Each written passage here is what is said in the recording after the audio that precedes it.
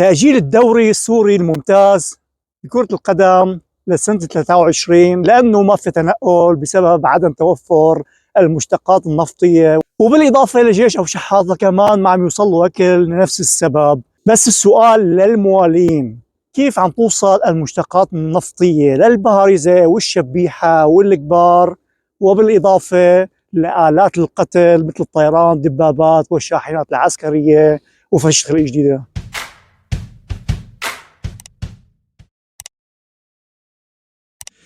السلام عليكم ورحمة الله وبركاته. بعد انتفاضة سويدة وظهور أصوات أخرى مع وضد أي ثورة ضد البهرزي أو ضد أي تقصير منه، وأي شيء بصير بسوريا بقرستان هو من البهرزي ومن البهارزة. والأنكى من هيك إنه هيدون عم يدعوا الشعب الموجود ضمن بقرستان للصبر، وعم يدعوها للصبر من زمان. لأيمت بدهم يصبروا؟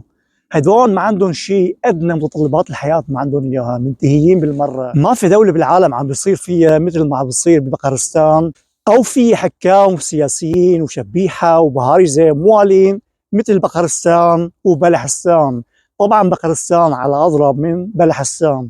المشكلة إنه هدول الشبعانين والعايشين مرفهين عم يطلبوا من المنتهي والتعبان والميت من الجوع انه يصبر. ما انت يا شبعان يا بهرزي ويا شبيح واللي معك تنازل شوي من اموالك واعطيه لهذا الموالي تاعك، ما تعطي المعارض الموالي تاعك. تنازل شوي عن اكلك وشربك وجوع مثله وحس بجوعه وقهره وذله، وبعدين اطلب منه انه يصبر. عاشو بدهم يصبروا هدول؟ يعني لما صار الحصار بالعراق ما صار هيك ابدا. ومع هيك الدول الغربيه اخر شيء دخلت واسقطت صدام. بس البهرزي رغم كل هالشيء اللي عم بيصير بهالبلد هيدي لحد هلا محمي دوليا. ليش؟ طبعا الشبيحه والبهارزه بيعرفوا، بس الموالين بهايم وحمير لحد هلا ما عم يفهموها ولا بدهم يفهموها، لانهم طبعا التبن اللي اكلوه بزمانهم مأثر على مخهم، ما بده يصدق اللي عم بصير ويعرف انه الواقع المر الموجود في بقرستان انه في كل شيء موجود، بس البهارزة كوشين على كل شيء. بالاضافة للكبار والشبيحة في مافيات عم تحكم هالدولة هيدي مثل المافيات اللي عم تحكم بقية الدول العربية الدكتاتورية. ولما واحد من الحاضنة يقول انه بايدك الحل، بيعرف انه بايده الحل وموجود كل شيء، بس عم يمنعه عن الشعب. بالنسبة له هدول عم يستفيدوا حتى من الحصار. ما في شيء اسمه حصار على بقرستان، وقانون قيصر ما له علاقة بالمواد الغذائية. هذا مثل ما صار من زمان، حافر عمل حصار على حاله، هو عمل حصار على الشعب. ما كان في حصار غذائي على سوريا من زمان، هو اللي عمله. وهلا نفس الشيء هو اللي عامله على الشعب، عم يذله اكثر ما هو مذلول، لانه قبل بالذل. اللي رفض الثوره السوريه بالبدايه وقبل بالذل وباع كرامته وباع شرفه للبهارزه وللروس وللايرانيين، اكيد هلا كمان بده يسكت عن الجوع وبده يموت من الجوع، ويقبل انه يموت من الجوع في سبيل البهارزة انه يضلوا بالحكم. كانوا يقولوا الجوع كافر، جوعكم ما كافر. اللي بيتذلل بطلب الاكل هذا ما ممكن يسترجع حقه او ياخذ جزء من حقه. لما بنقول الجوع كافر، لما واحد يموت من الجوع بيقتل مشان ياكل، ممكن ياكل بشر. لما صارت المجاعة بمصر اكلوا البشر، اما هون ساكتين كلهم ما عم يسترجوا يحكوا شيء. لما طلعت انتفاضة سويدة، ومع انه هي مشان الجوع، بس كثير من الاصوات اللي كانت عم تنتقد من كم يوم او من اسبوع بلشت تنتقد سويدة، لانه هالزبالات عندهم البهرزي خط احمر والبهارزة خط احمر.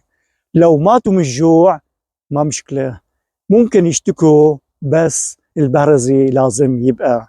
هذا هيك عقلهم، هيك عقليتهم، وما فينا نغيرها ابدا. ومثل ما قلت من زمان في فيديو نزلته هذيك السنه اسمه رئيس لسنه واحده شو بدي اسوي، ولما بترجعوا للفيديو هذا بتعرفوا انه هدول صعب تغيير عقليتهم. هدول لازم ينحطوا بالفعل في معسكر مغلق مدارس ليرجعوا يتعلموا، وصعب تعليمهم. والافضل اصلا انحطوا بجزء معين مع البهرزي، شي محافظه صغيره هيك بالصحراء، على قولتها هيدي فجر سعيد الكويتيه، نقزهم بالصحراء. وهيك بالفعل هدول لازم يكونوا في مجال مغلق، لانهم بالفعل صعب يتغيروا، مستحيل يتغيروا. لما الواحد يموت من الجوع ويرقد ورا ميكرو، ورا سيارة، ورا سوزوكي مشان يطلع فيها كطريقة نقل توصله على شغله وتوصله على مدينته وتوصله على منطقة ثانية، وخاصة في المدن الكبيرة مثل الشام وحلب، أو في محافظات مثلا مثل اللاذقية ولا طرطوس اللي بتضيع بده ينزل على المدينة، والمدينة بيطلع على الضيعة وما بعرف شو، مسافة بعيدة وما قادر يوصل إلا عن طريق مواصلات، وما في مواصلات لأنه ما في مشتقات نفطية موجودة إلا بالسوق السوداء. طيب إذا بالسوق السوداء موجودة، طيب كيف هيك ما موجود بالسوق العادية؟ معناته كل شيء موجود، والأكل موجود، وكل شيء بيطلبوا الشعب موجود، والكهرباء موجودة والمي موجودة، بس البهارزة هن المانعين هالشيء هذا عن الشعب. وإذا بتتذكروا مقابلة الزبالة، الشبيحة هيدي لون الشبل مع انها هي من سويدة اصلا، قالت انه ما حدا طلب من الشعب انه يصبر ويوقف مع البهرزي. يعني هن طلبوا من الموالين انه يوقفوا مع بشار البهرزي، ولما وقفوا معه خسروا حياتهم، خسروا كل شيء. ورغم كل هالقتل والتدمير والتهجير وبالاضافه للتعفيش ما نفعهم، كرمالهم لورا عم يرجعوا لورا كثير وعم يفقروا كثير. لانه اللي بيسوي هيك في يوم من الايام راح يتعاقب، راح ياكله. ما تفكروا يا موالين انه انتوا لما توقفوا مع البهارزه ضد الشعب الثائر اللي كان عم يطالب حقه بسلميه وما رفع سلاح ابدا، وقال الشعب السوري واحد، وطالب بحق الجميع، حقكم كلياتكم لتعيشوا بكرامه وبحريه وديمقراطيه، ورفضتوها ووقفتوا كلياتكم مع المجرم زعيم المافيا بشار البهرزي. واخر شيء هي النهايه. وصعب كثير ترجع الامور مثل قبل بوجود البهارزه. هدول مافيات، هدول محطوطين من برا مشان يدمروا البلد، مشان يسرقوا البلد. هدول سرقوا كل الثروات وكلها محطوطه برا، ما في شيء ضمن سوريا ابدا، كله برا. سوريا ما بقى سوريا، هي بقرستان. طول ما البهارزه هن حاكمين البلد هي اسمها بقرستان. واخر كلمه، لا اكل، لا شرب، لا نفط، ولا شيء، لنشوف شو بده يصير بالقطاع الحربيه اللي ما عم يوصل لها اكل بسبب المشتقات النفطيه، والدوري اللي تاجل لانه ما في مشتقات نفطيه. هل الطيران الحربي راح يوقف القصف بادلب؟ هل الدبابات راح توقف بارضها؟ هل الشاحنات العسكريه اللي عم تنقل جنود لارض المعركه راح توقف بارضها؟ هل اي اله عسكريه راح توقف؟ لا، ما راح توقف. هل سيارات البهرز راح توقف بكراجة؟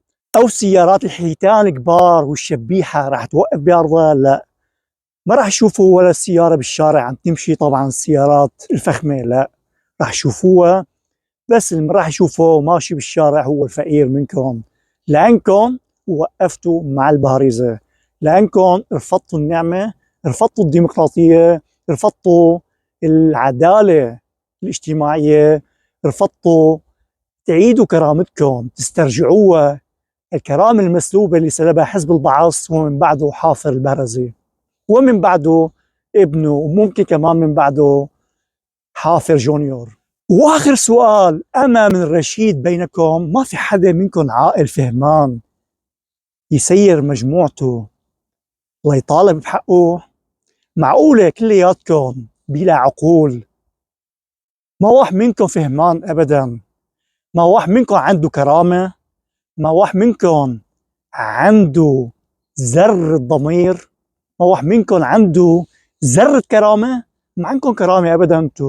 انتم مجرد عبيد، تعودتوا على العبودية وبدكم ضلوا عبيد طول ما انكم عم تستثنوا البهرزي اللي هو رب الفساد، عم تستنجدوا من الفساد برب الفساد، ما هو المتحكم بكل مفاصل الدولة. صحيح في احتلالات، بس هو الآمر الناهي بالنسبة لكل الحكومة البقرستانية. وبس لهم بتمنى الفكرة توصل، وأكيد ما توصل مثل العادة لبني قريد وبني شعيب وبني فليس وبني بكيك وبني ريب وبني خشيم وبني رويس وبني بليح وبني معايز وبني تعايس وبني طويس وبني شحيش وبني قليب وبني زبيل وبني تريك وبني حمير وبني بوعير وبني زويد وبني سعيد إلى آخره من كل الدكتاتوريات العربية والغير عربية. والسلام عليكم ورحمة الله وبركاته. يا أحرام كل قوم بيعطوا الطائف والأديان.